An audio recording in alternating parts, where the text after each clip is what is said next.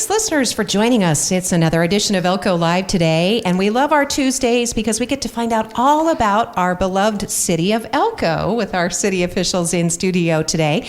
We're giving our city manager a break because she had a busy last meeting on Tuesday, and so we're going to catch up with our city planning and zoning department. So we have two great guests today. We welcome back Cathy Laughlin in the new year. She is our city planner, and you have brought a special guest today and our new development manager, Cathy, that I thought I'd let you introduce. Ralph. Sure. This is Ralph Negron. He's our new development manager. We're super excited to have him with the City of Elko.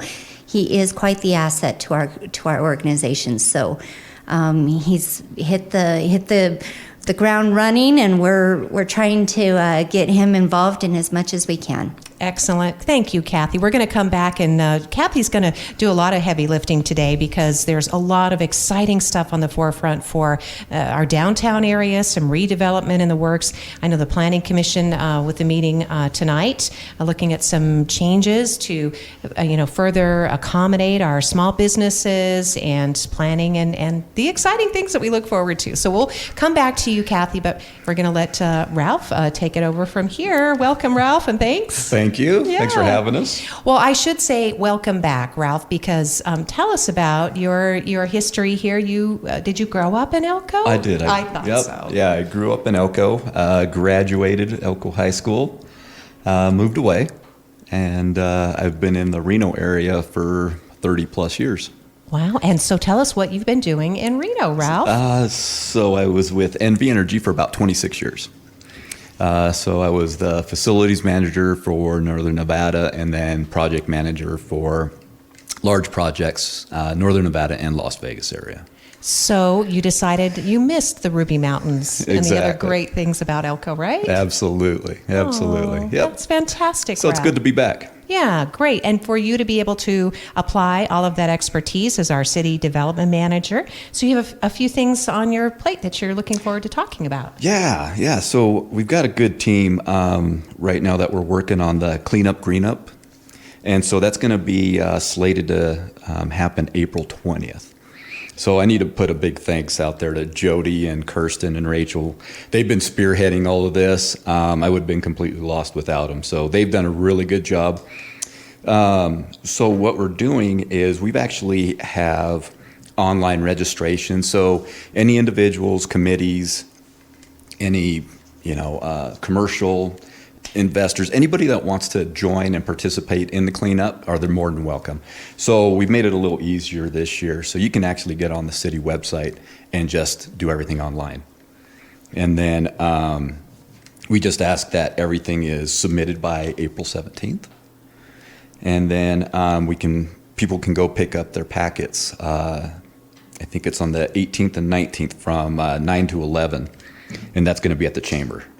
And it's coming right up. I was just looking at the calendar. We're in March, Yep. And you said the date is on that 20th. Okay, that third Saturday of the month. That's usually right around Earth Day, and Cleanup Greenup is been going on for, I think, a couple decades, Ralph. And I think NV Energy even historically was helpful in kind of getting this thing off the ground. Yeah. Yeah. So it's good to be part of it, and we're looking forward to having a good group out there to hopefully get a lot of these areas cleaned up.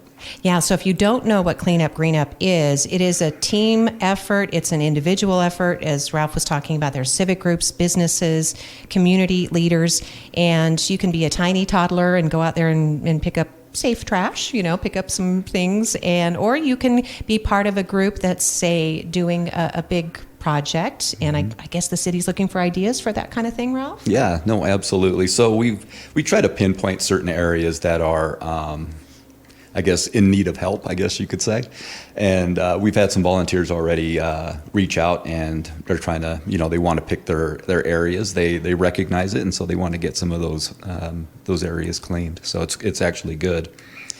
Yeah. So as part of that, so volunteers can also get a voucher to the landfill. So for their own personal trash needs, I guess you could say. Yeah, if you miss that cleanup, green up, because you're out there digging in on public or private property, just helping out a neighbor, helping out a community, because this thing spread to Spring Creek, and I believe Carlin does a cleanup now too, Ralph. They do. Yeah, so that way you get that free landfill voucher to use at your own convenience and clean up your own. That's absolutely Awesome. Yeah. Cool. Well, anything else that's on your list before we switch? Just a couple things. As I get my feet wet, I've been there about 6 months, so I'm still learning quite a bit. But what we try to do is hold development meetings. So for any new construction, land division, anything like that, if anybody has any questions, please contact me. And then what we like to do is we like to bring them in and we sit down and, we hear what they are, what they want to do, what they want to build, subdivide, anything like that. And we'll sit down with the fire department, utilities, Cathy's group, planning, engineering, streets, and we try to give them all the information needed to move forward with a project. What a friendly approach and what a great way. So this is an ongoing open dialogue between, say, contractors, developers, anybody with some ideas? Yep. Wow. Absolutely. So we just try to, we really want to open that up, and we want to work with the community and developers, contractors to make things flow and streamline it a little bit better. So is the best way to find out about this maybe at a website, Ralph, or do you have a standing date that folks just show up? Or? No, we don't have a standing date. They're more than welcome to contact me anytime, and I can just get it scheduled, and we'll work around their schedules and try to get everybody together. Wow, that sounds fantastic. Because often, sometimes there might be a little, people are protecting their project. They don't want the community to know yet, or another developer, right there, it's a little, priority, I guess, information, or I can't think of the word, but you know what I'm talking about. They're looking at keeping that project under wraps. And so the city is going to keep that in confidence too. Yes. Yeah. So, absolutely. Yeah. Okay. There are projects that we do.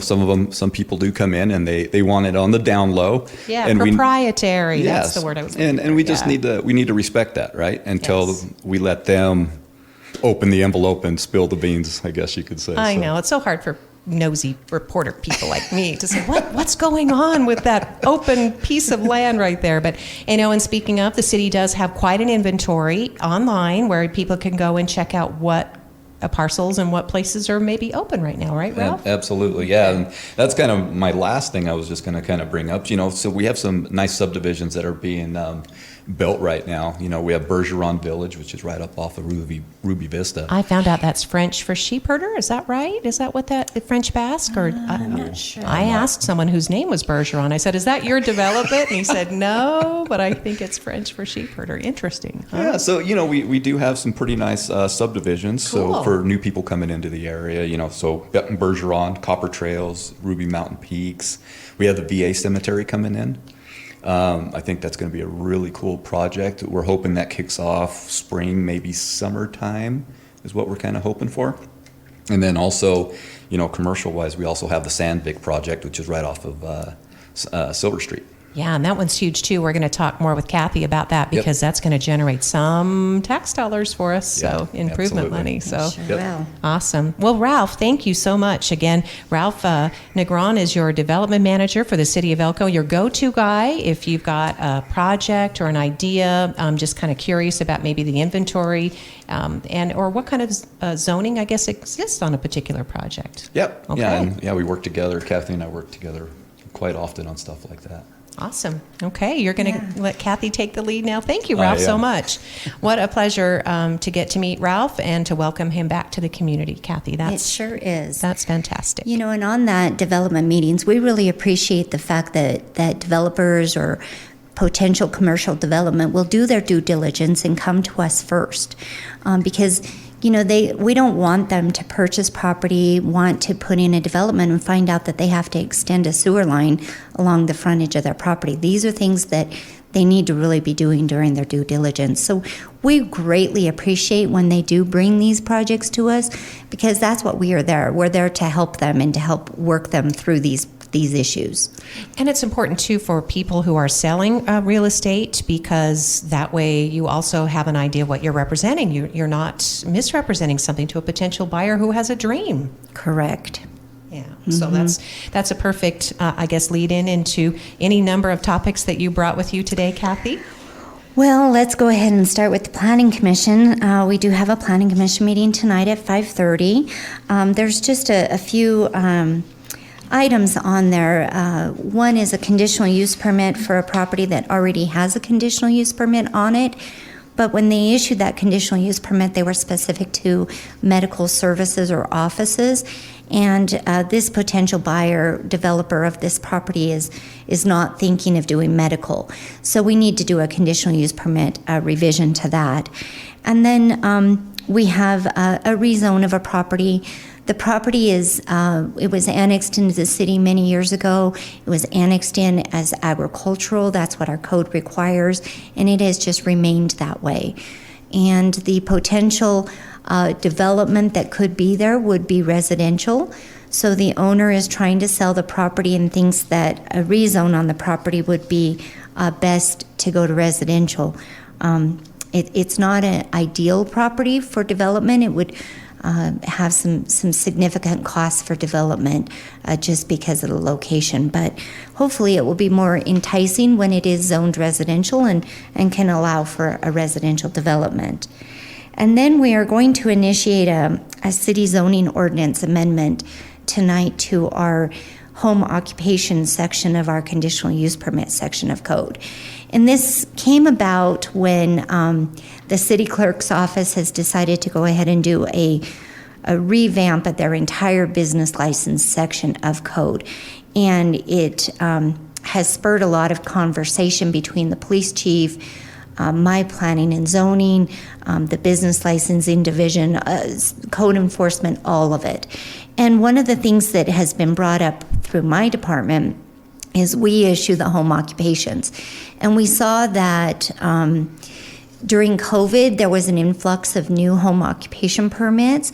And the way our code is written right now, they're only allowed to have one home occupation per residence.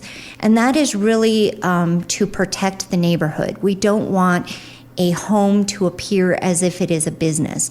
So we limit the number of people that can come to that home. We don't allow signage. We try to keep it so it's still a neighborly neighborhood, right?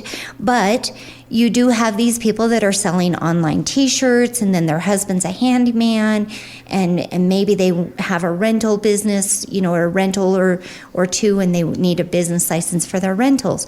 So we do see where people do need more than one home occupation business, but not necessarily it won't increase the traffic to their home.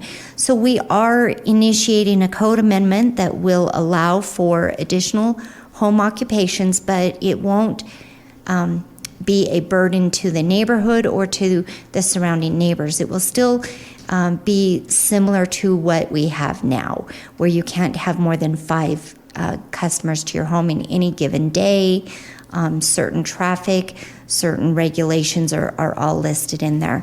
But we do feel that it is important because you find that a lot of we see it advertised on Facebook all the time, or different things that people are trying to, that they have a business, and they don't actually realize that they have to have a business license if they're doing business transactions in the city of Elko.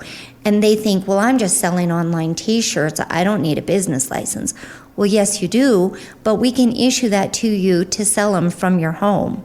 So the home occupation permit is really important that we have that, because we're hoping that that business will grow large enough that then they will occupy a commercial space in one of our vacant locations downtown. So that's what we want them to get off the ground with their business. And the home occupation is a way that they can do that. But there are certain restrictions as well in our home occupations. So certain businesses we don't allow, such as auto repair or anything that's regulated by the Board of Cosmetology. Those are things that aren't allowed in our home occupations.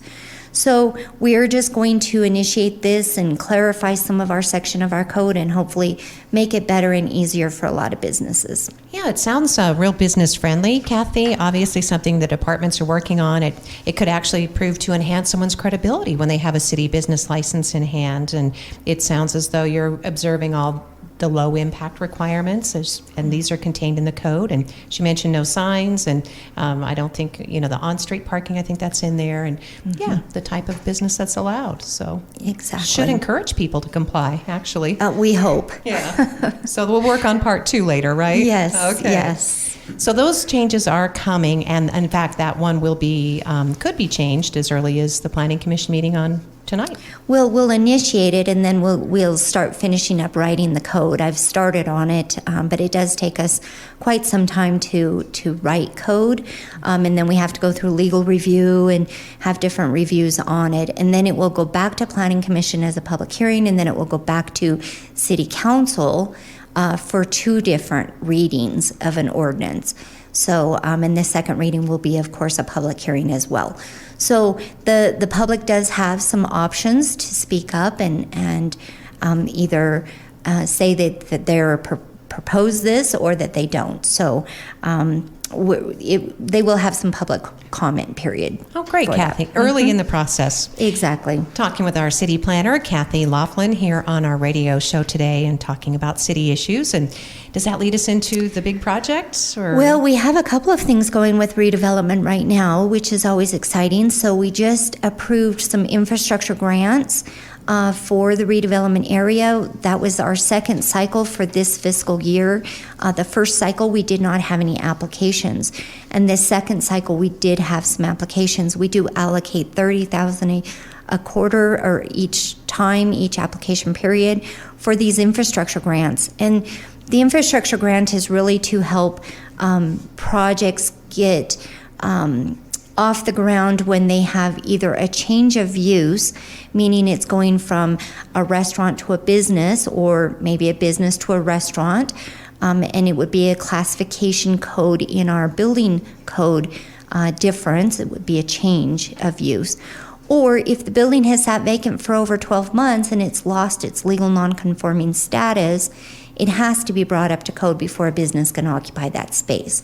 So we find a lot of businesses where they have sat vacant for that, they do not comply with the ADA.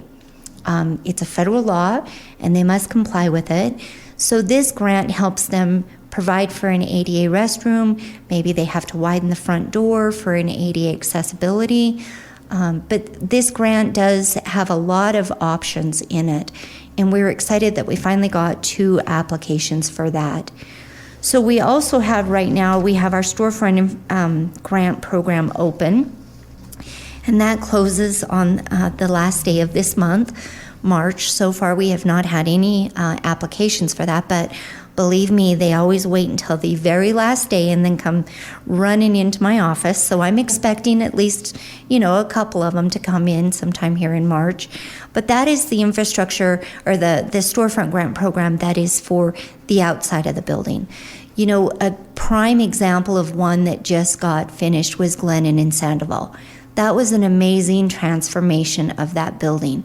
And that is the ideal project type that this grant is for. They have to do multiple projects within the storefront. So they have to either do some kind of a sign, a lighting, siding, something, paint, but they have to do multiple facets of the project in order to even be eligible for it. Because we do want to see an aesthetic transformation of that building. And then that spurs the development throughout the block. We see one be improved, and then the next guy next door says, wow, look at how great that looks. I'm going to apply for the grant next year and do the same thing. So that is our goal. And we have seen some very great transformations down in our downtown, but the most recent one being Glennon and Sandoval. The before and after pictures are phenomenal. So I really enjoy that project and that grant, and I hope that we do get some applications for that. Yeah, that's on that Railroad Street side of the downtown Elko and the corridor. And I know, Cathy, when we talk about the big project that'll be starting here soon, that might encourage even more development, because we have some owners eager to invest if the infrastructure meets that same standard, and the city's going to pony up. Exactly. So we do have an RDA meeting, which is our redevelopment agency. It is scheduled for next week. It will be at 3 o'clock on Tuesday before our city council meeting. And we have 2 agenda items on that. The first agenda item is back in November of 2022, the agency asked me, they approved the sidewalk project going forward, but they asked me to look into the possibility of creating a special assessment district for that. And so the first agenda item will be consideration of that special assessment district. I personally am not in favor of doing the special assessment district, only because I think that this project is already going to be a burden to these business owners and these property owners in the downtown. And I really don't think that we need to burden them anymore with a financial burden on it. And what the special assessment district allows is that a municipality can determine if they want a partnership with those property owners. And if they do want a partnership, they can determine if it's a 50-50 shared cost partnership or a 25-75. They can determine how they want to finance it, or if someone pays immediately up front, they can finance it for 15 years if they want. And then they determine the interest rate and everything on that. But the redevelopment has to fund the entire project, assuming that all the property owners would finance their portion of it. So the redevelopment agency has to have the funding up front to be able to do the project, and we do. So the next agenda item will be the authorization to go out to bid on this project. And what the project is it's the 400 block, it's railroad and commercial, and then it's the 500 block of commercial street.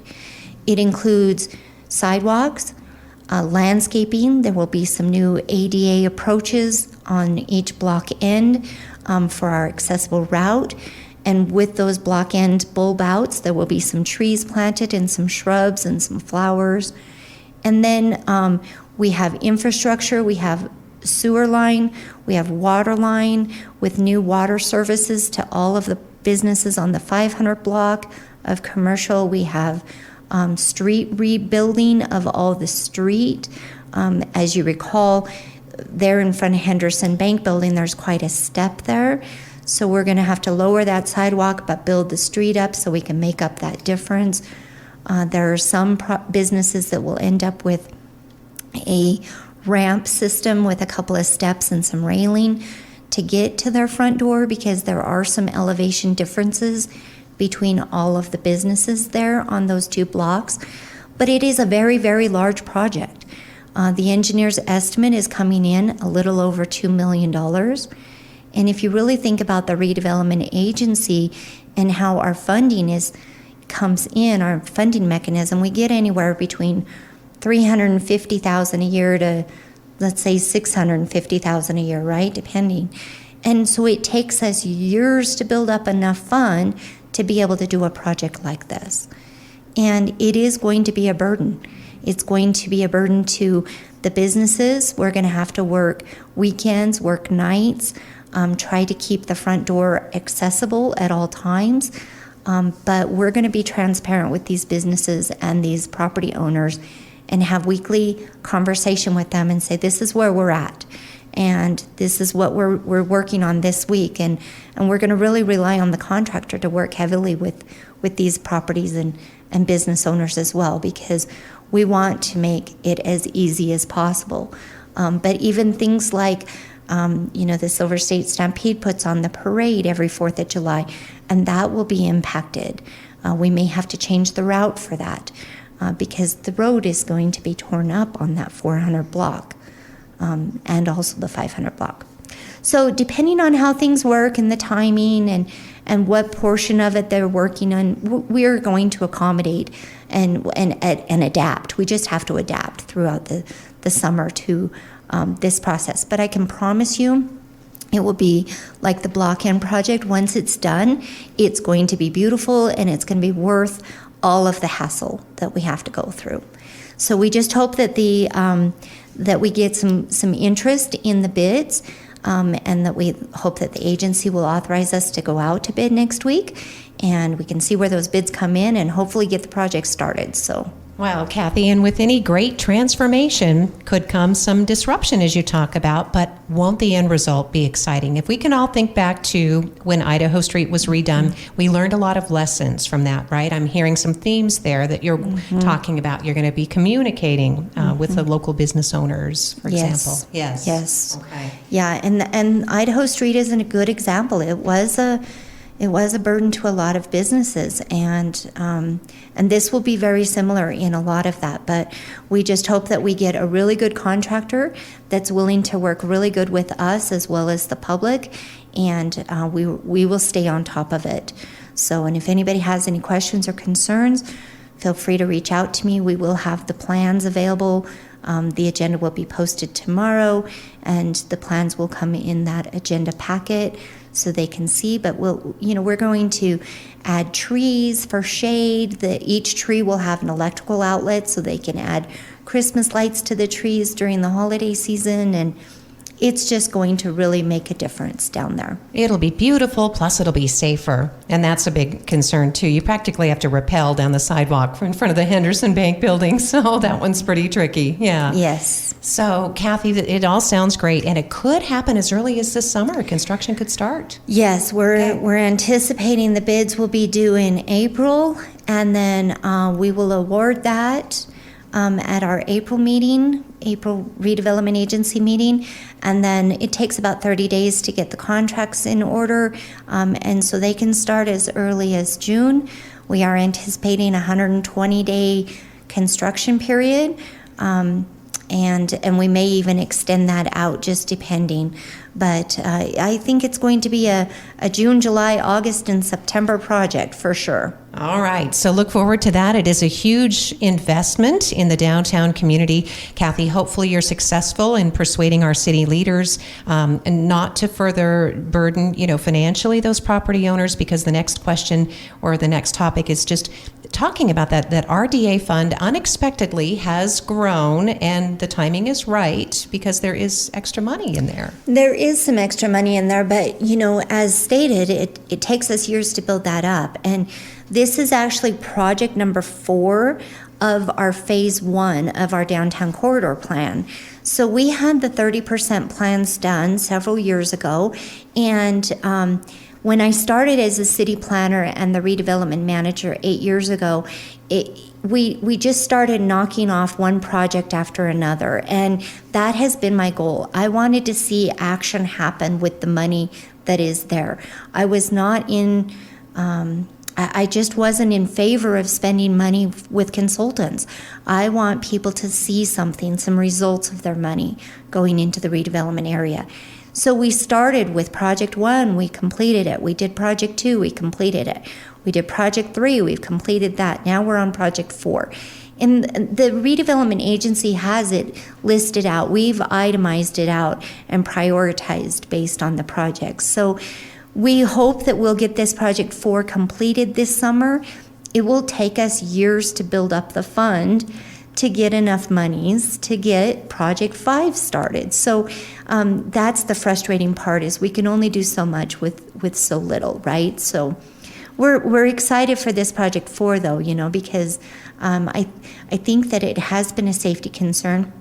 It has been mentioned so many times by all of the business owners in the downtown, in those 2 blocks, that when are we going to redo those sidewalks? When are we going to do it? Well, now is the time. So I do hope that this project comes in within the engineer's estimate. We have the funding to meet that engineer's estimate. So I hope that it will work. Keep your fingers crossed. Yes. Good bids. Good bids, good vibes. And Cathy, great leadership and vision. Again, it just seems like this last 8 years has flown by, obviously, with you in this work. But really, you have inspired, and I don't mean just you personally, because we have the support of our city leaders and your staff, but your guidance and your vision. Look at all this investment and confidence that we have. And people may not look at the downtown now and realize, because it does look so much better, but there's also so much infrastructure. When we first started having these conversations, people didn't have adequate water supplies to those beautiful old buildings. And you made sure that what was going into the ground was going to facilitate that kind of growth and transformation that we're seeing now. Just a good example of that was a project that we did a few years ago with the redevelopment agency funding. So we partnered with NV Energy on undergrounding all of the power lines that were behind this area on the 400 block of Commercial Street, and that was able to underground that through that entire alley, which allows for a better design for the Stockmans to do for their parking lot. I know that we get a lot of complaints about that parking lot, but it is owned by Stockmans.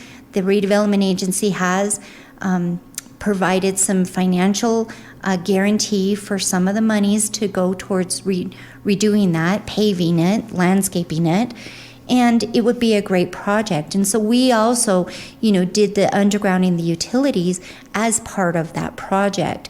And at that time, we did power, water, sewer. So it was a great project.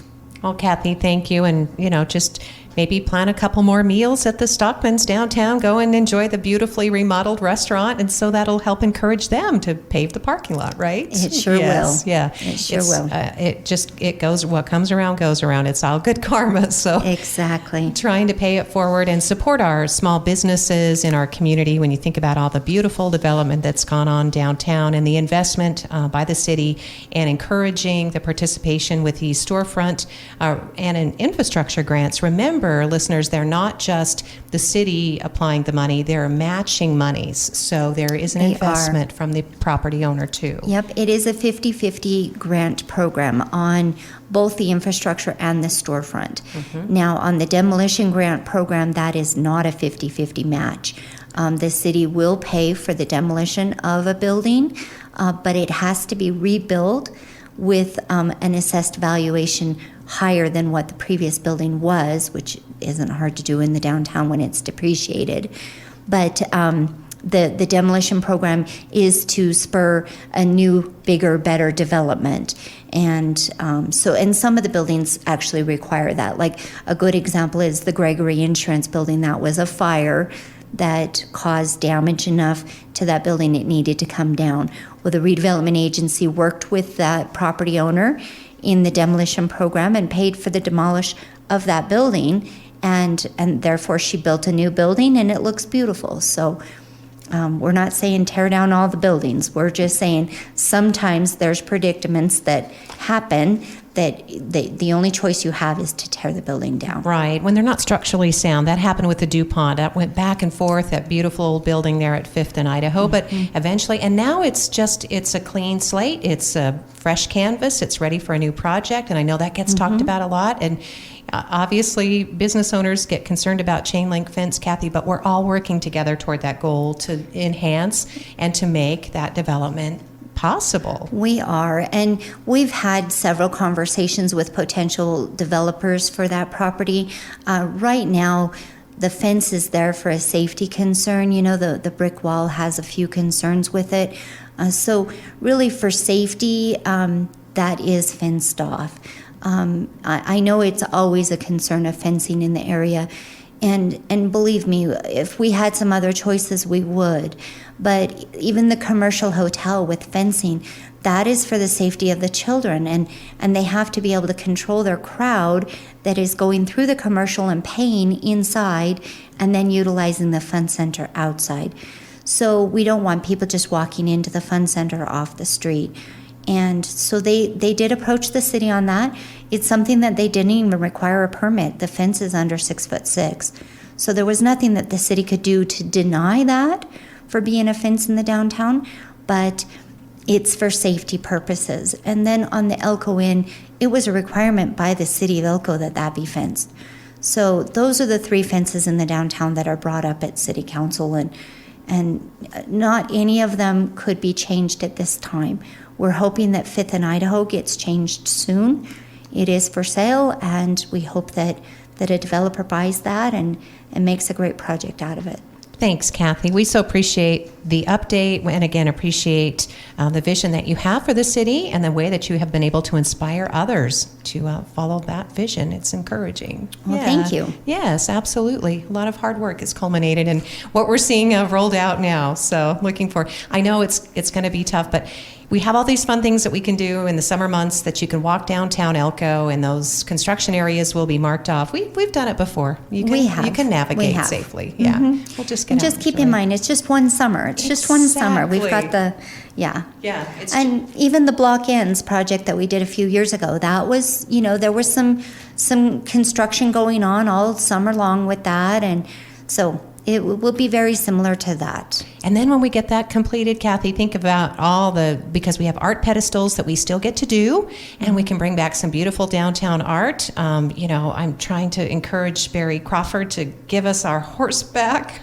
Reno has the horse that I thought that we were supposed to get, but COVID and different things happened. So hopefully we'll get some more beautiful downtown sculpture, right? And Arts and Culture Advisory Board will continue. And with that, I was just going to give a couple of quick PSAs for the city, but did we get to your topics today? We sure did, yes. Okay. Thank you. Well, you're amazing. Again, thank you. And just wanted to remind drivers that there have been more cars parked in red zones lately, especially during some sporting events. So the city fire department is concerned. They're asking because police and ambulance vehicles use these areas too. So blocking hydrants prevents turning ladder trucks around, and that could mean a longer response time.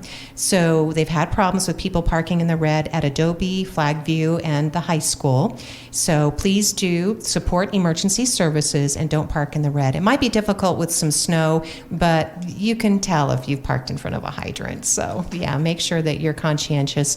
And then another topic for another day will be an additional road for Spring Creek. I saw that was posted on social media, Cathy, that there is contained in the city's master plan the Ericart proposed extension, and there is some funding and some planning available, but it sounds like the community, especially Spring Creek, is ready to get behind that. Yeah, we do have a long-range plan. We've been acquiring the right-of-way for all of Ericart, as well as Pinion to Ericart and working on 9th Street to Ericart so that we have some other additional routes. But we're currently working with a developer on a land transfer. We're going to trade some land of City of Elko's land for some of his land so that we can get that last little bit of right-of-way through for the Ericart extension. As far as the monies go, that's a whole nother topic that would take up a whole nother half an hour for us to talk about that. So you'll come back. But we're, long range planning, yes, we have lots of future roadways planned for the city of Elko. Great. And I know when Senator Rosen's representative, Alex Goff, he was in Elko Friday, and I stopped by to visit him specifically. We just had that derailment Wednesday. And, we talked about this. So he put that on Senator Rosen's radar because often it's the only way we can get some of these projects complete is with a huge federal allocation. Correct. So hopefully we can get on the map with that. So, Cathy, thank you. I just want to give, of course, Ralph a chance to go. Are you kind of excited? Get up close to your microphone. Do you like hearing about all those projects? Oh, no, I love it. Yeah. It's fun. Well, and excited that with your experience with NV Energy, because good lighting is really important. It makes us look good. Absolutely. It makes us feel good, and it's for safety. And so it's about time we start looking again at the downtown corridor and get some cool old lights in some of our historic areas of Elko. It's definitely needed. Okay, good. We got that on the record, and again to make some of our historic areas look beautiful without polluting the night sky. And the technology's there. We're doing it now. We're going to get a lighting museum. We need to show that we care about how we light our city. That's right. So thank you, listeners. I know we went a little long today, but there was a lot to catch up on, and so excited that we could feature our guest today. Cathy Laughlin is our Elko City Planner, and Ralph Negron is our Development Manager for the city. You can find this program archived online at elkoradio.com. And remember, we're streaming worldwide at elkoradio.com. Thank you for joining us for Elko Live today.